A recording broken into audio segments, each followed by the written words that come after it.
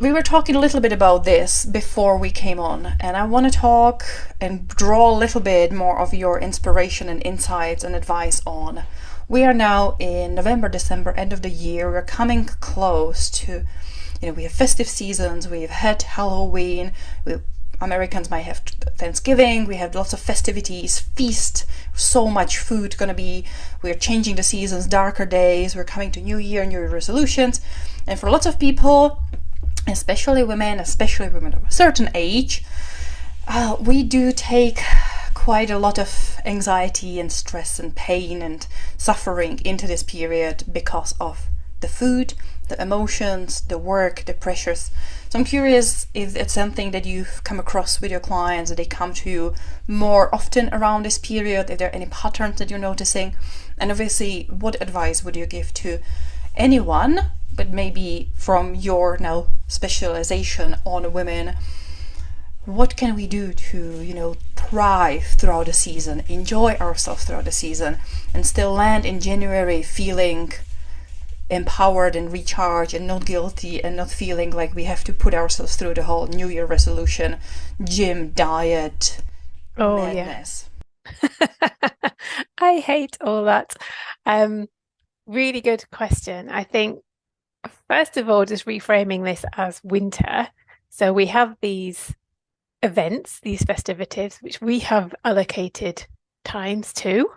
Um, And they're artificial in a way because we've decided to celebrate Christmas in the middle of December, and we've decided that New Year is the 1st of January. Whereas if you go back a few hundred years, New Year was in March, which makes so much more sense. And it is the reason why the financial year begins in April. I always wondered that until I discovered that New Year used to be in March. So we've got these artificial constructions around these festivities. We have a lot of societal pressure about losing weight by the end of the year or losing weight in January.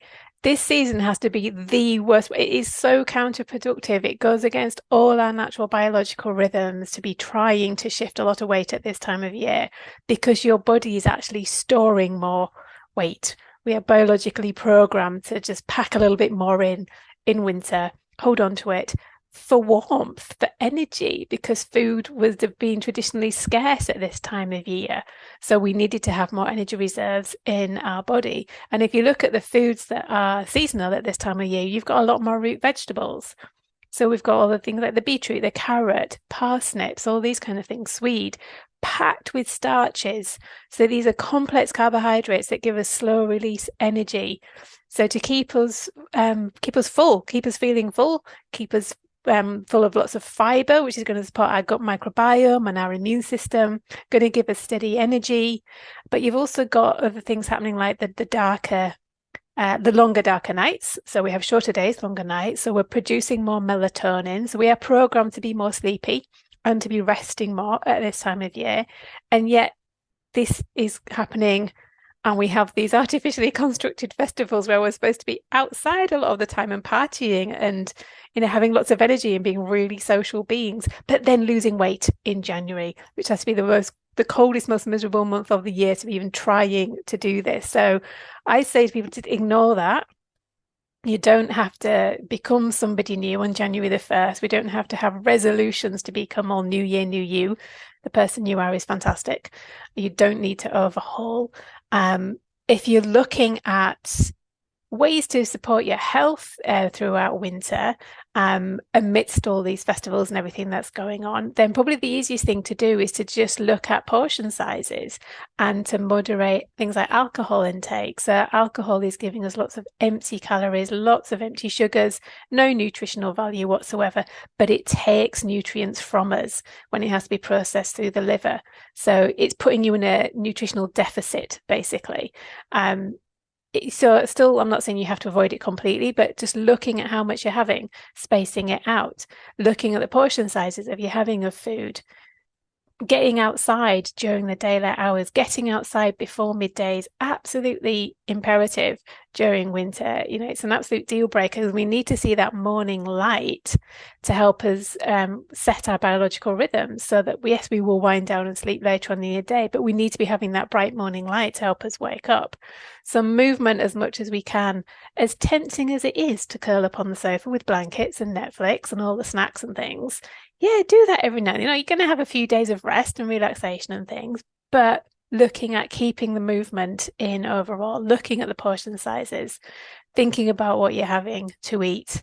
And then if weight loss is something that you want to do more of, start working towards that in spring, because that's the time when nature will be on your side. So that is the time when our lymphatic system kicks up a gear, our lymph becomes a little bit more fluid. It's been a bit thicker during winter, so we're able to process the metabolic waste from our cells, because every time we lose weight, we release toxins from fat cells. The body stores toxins in fat cells. So when you start breaking that fat down, you need your lymphatic system and your liver to be working a bit more.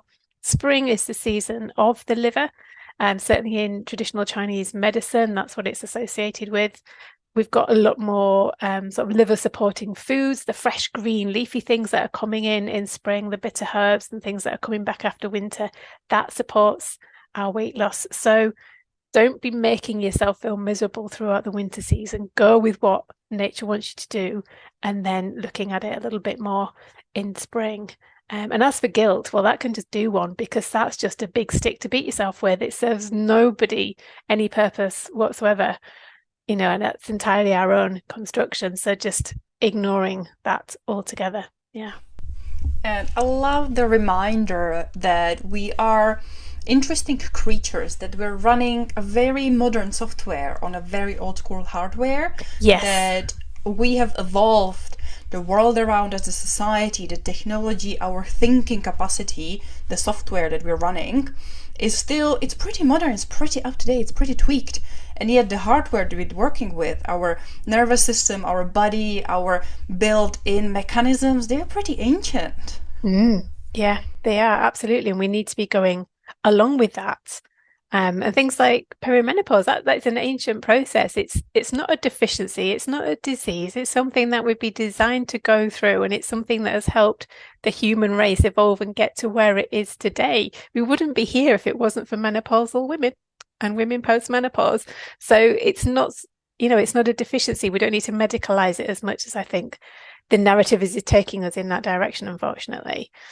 We don't need to try and hang on to the body that we had when we were 30. This is all absolute nonsense. We are biologically programmed to change shape, to have a slightly different fat distribution, a slightly different weight distribution. You know, all these changes, our brain fog, is part of a cognitive upgrade that is happening at this time of life. So it's embracing it and finding a gentle path through it, rather than trying to hang on to the person that you were before.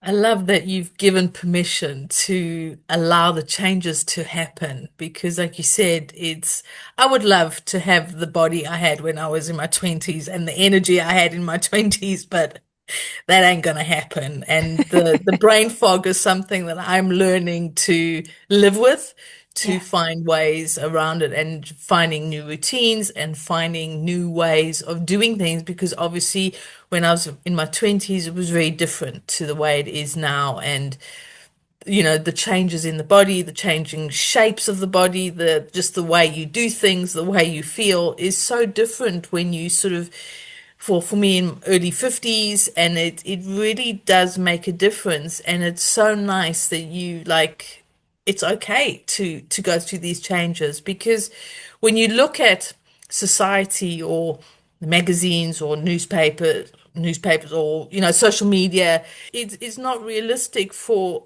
us everyday humans to be doing that. And it's finding a new way of doing things. It's finding, you know, foods that you most probably could just munch on in your 20s all of a sudden either don't sit right with you or Yeah. it's not right. And the same is try foods that you didn't like in your 20s because you might actually like them now because the body's gone through the changes and everything. So thank you so much for giving us women permission to it's almost enjoy this stage. Okay, Yeah. don't enjoy the hot flushes and when you have halfway through a sentence and your brain just clogs up and you don't know what you're talking about or saying, but enjoy the process because it is a process.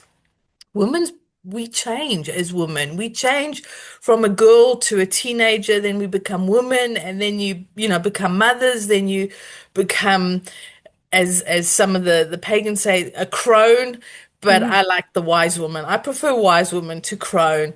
But these are all changes that are not only mental changes, but they're physical changes as well. And it's about embracing the process. Enjoy that you're growing older and wiser and you see things differently to the way you would when you were younger. You have different energies. You do things differently. Enjoy it instead of, as you said, taking that guilt stick and beating yourself up because you Yeah. don't look like you did when you were 20. Well, I can't pull all-nighters like I did when I was in my 20s. But the thing is, it's about just saying, okay, I'm here now. How can I move forward and just enjoy it? So you giving permission to just be who you are and enjoy the process and just live with it and find ways to deal with it. Because yes, when you perimenopausal and menopausal, things do change. I mean, the hot flashes are not fun. What can we do to maybe alleviate them a bit? If you've got brain fog, what can you do to help that? Or, just finding different ways of doing things so that it's not, well, when I was 20, this didn't happen to me. Yeah. But we can't live like that. We've got to find ways to just allow the body to change. It's going to take time, but what can we do to help us through that process, to help us to get there without that guilt stick and the beating up and the flogging of ourselves that we do as women. I think we start when we're teenagers because that's what we're Well, told this we is it. should do. The messages come from society, don't they? And a lot of the pain comes from the struggle.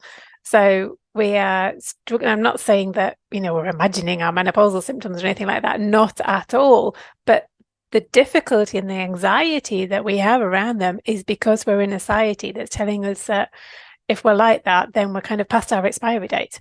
And actually, we need to kind of retain our youth. And if you look at the history of how menopause as a concept has developed, certainly in Europe and North America, it's so different to other cultures where it's seen as this sort of end of reproductive phase. So a lot of women are thankful in many ways because of the way that pregnancy can be very difficult on the body, the strain of raising children when you've got other responsibilities and things like that. And their status in the society changes. So they're seen as being more authoritative, certainly within the family, within social networks. They have, a different status that comes to them once they've gone through this period, whereas it's not like that in this country, unfortunately, and in other sort of, I want to say Western, but I know that's a very colonial term, but in Europe and North America and things, that it's viewed very, very differently.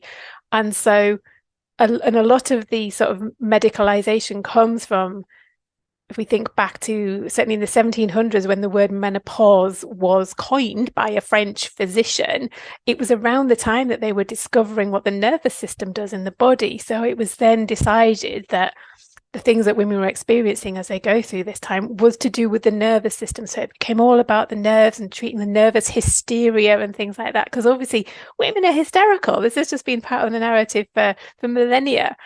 And then when estrogen was discovered at the beginning of, the early part of the 20th century, the narrative shifted again. And it was decided that actually it's a deficiency of estrogen.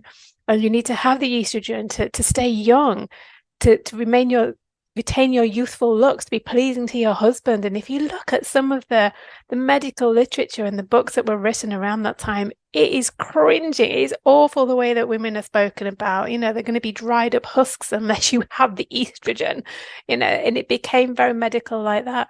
So, and lists of symptoms that went alongside it.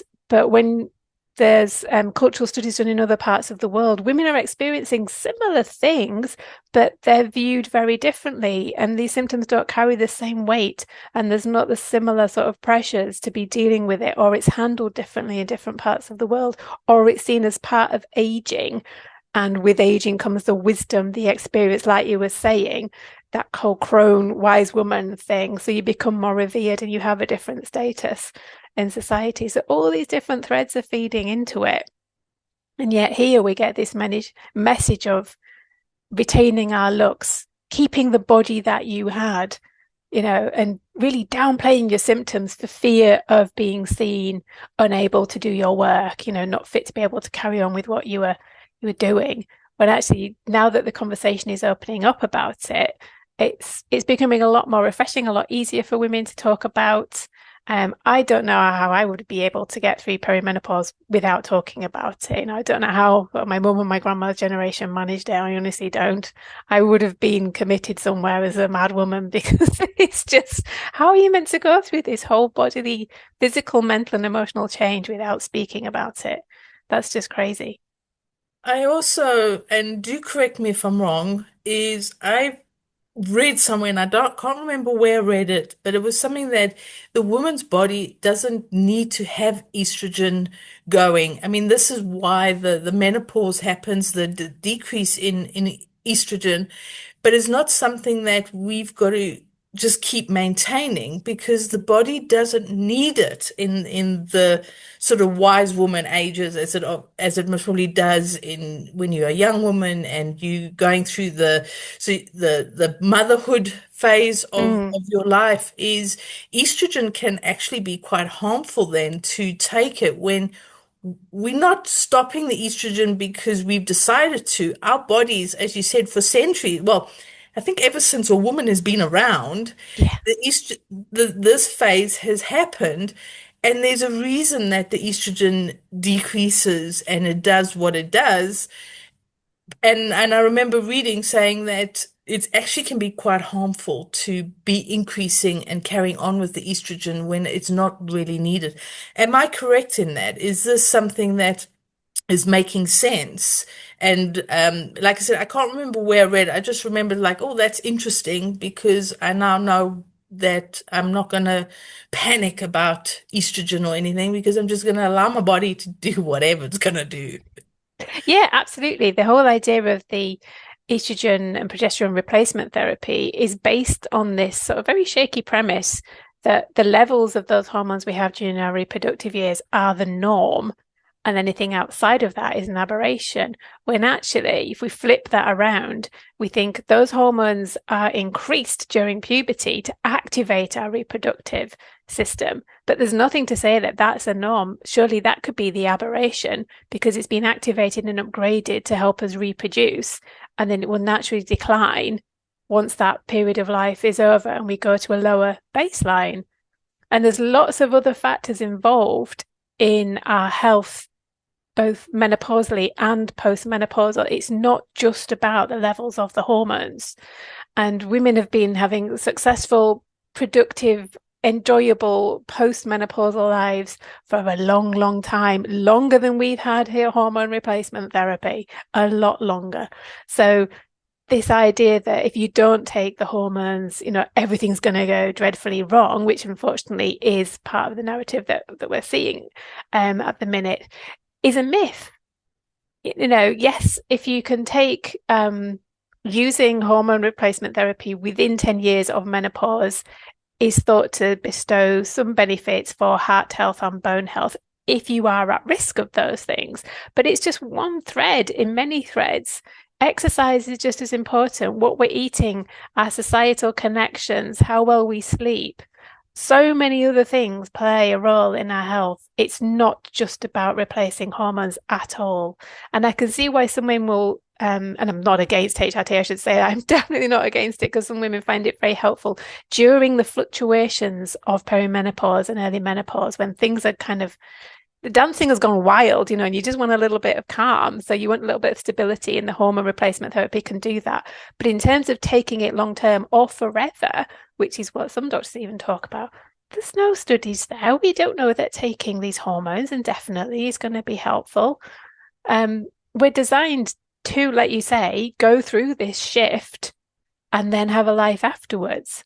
There's nothing to say that we need to keep maintaining the levels of the hormones that we had during reproductive phase because we're not ovulating anymore. We're not designed to be still reproducing. That's just not part of nature's plan at all. So, talking about menopause and premenopause and the festive season coming up, what advice would you give to people? Because it can be very tiring. You must probably have to have Christmas parties, or you've got family who's, it can be really stressful with families because you're meeting up on Christmas Day and nothing goes according to plan. You most probably didn't particularly want to see Uncle Joe pop up because he sits drunk in the corner, whatever. And as you said, there's an increase of sugary foods, Christmas puddings, mince pies. I know that the shops are full of mince pies, you've got an increase in alcohol, but all the sweets things that come with it, Christmas cake, the lovely desserts, and then your extra meals. And I know you've gone through it a little bit, but specifically for sort of the premenopause, menopausal stage, because there can be, in a way, help with the energy, the sugar rushes, but it's also that mental bit, because then you get the fatigue and the stress, and sometimes, well, I speak personally, the patience I'm not as tolerant as I used to be. So it's how can you, find a way to go through December, and as Lenka said, that you're thriving in January instead of feeling like, it's the beginning of the year and I'm done. I'm done. Yeah. I'm done and it's only January. And, just to find a way to get through it in some sort of,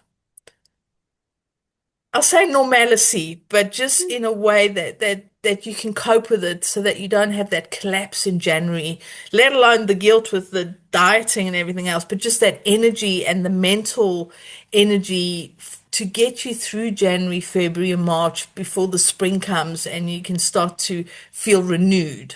Yes, yeah. And we want to enjoy this season as well. It shouldn't, we don't want to feel like it's a punishment to be going through Christmas. We want to enjoy what's happening. So I think first thing to remember is everything you eat is your choice.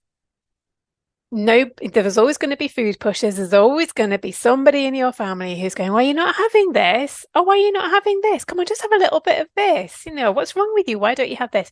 There's always going to be these people, but you can just smile and go, no, thanks.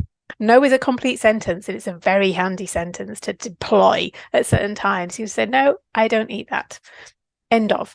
So the choices that you make are entirely within your sphere.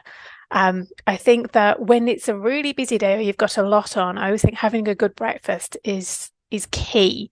And I'm not saying that has to be a big breakfast. I'm saying it has to be a good breakfast. So even if you're somebody that doesn't particularly like eating a lot first thing, if you can make sure that what you do have is really packed with nutrition, breakfast sets your hormonal rhythms for the rest of the day. If we skip breakfast, if we just grab the coffee on the go, something like that, you're going to be in that nutritional deficit for the rest of the day. Your energy levels are going to struggle to recover. Your hormones will be all over the place. You're going to be much more hangry, irritable, bit more anxious, bit more stressed. So think of it as kind of filling up your car before you do a long journey. You wouldn't do a long journey on a, quarter tank running on fumes and then fill up at the end and expect your car to be able to handle that. No, you have to fuel before the journey. So making sure you have a good breakfast that has got plenty of protein in there. So we might be talking full fat Greek yogurt. So you've got the fat and the protein. We might be talking eggs. It could be something like overnight oats, for example, that you've soaked in the yogurt, or some kind of milk and you've got different seeds and things in there. Could even be bacon and sausages. That's absolutely fine. I love a cooked breakfast, especially in winter.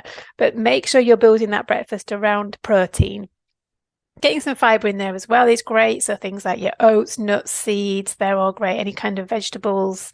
I'm known to have soup for my breakfast sometimes, soup with kind of some chicken and salad or something like that. A good breakfast will set you up hormonally, mentally, and emotionally for the rest of the day. And if you've done that and the rest of the day goes to the dogs and you end up snacking on mince pies and things like that, it will have less of an effect on your metabolism than if you hadn't had that good breakfast. It really does make a difference.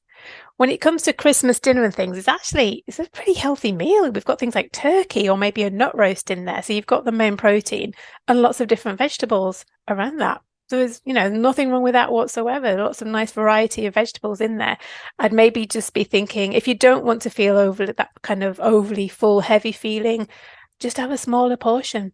That's fine. And again, deploy no as a complete sentence when people are trying to push an extra roast potato onto you. So you just decide how much you want to eat to feel comfortable, because you are the only one in your body and you want to feel well. So you make those choices. With things like the sweet things, the pudding things, if you want to enjoy those, I would have them after a meal. Yes, there's going to be times where you're eating them as snacks and things like that, but as much as possible, try and have it following a meal, because the protein and the fiber and the fat in the meal will slow down the release of those sugars into your bloodstream so that you don't experience so much of an effect from kind of the sugary spikes afterwards and things. Same with alcohol, having it with a meal, it mitigates the effect of it.